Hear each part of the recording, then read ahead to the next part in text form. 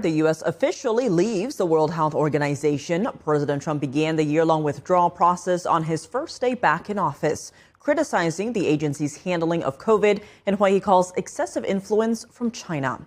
NTD's Jack Bradley reports. The U.S. has just officially exited from the World Health Organization.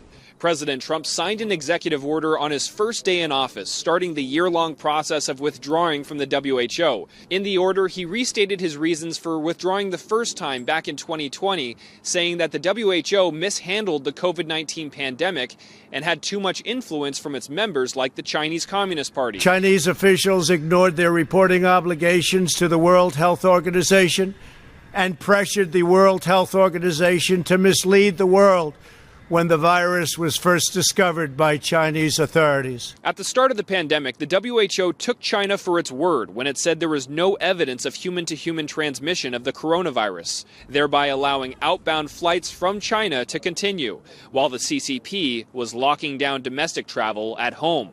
The entire time, China refused to allow outside investigators in. Trump also accused the WHO of helping China to mislead the world about the origins of the coronavirus pandemic, but the agency denies these allegations. I always said it came from Wuhan. It did come from Wuhan. President Trump also says that the agency demands disproportionately big payments from the U.S. compared to much larger countries like China. We were paying $500 million a year, and China is paying $37 million a year. Former President Joe Biden, upon taking office in 2021, immediately reversed the move and rejoined the WHO.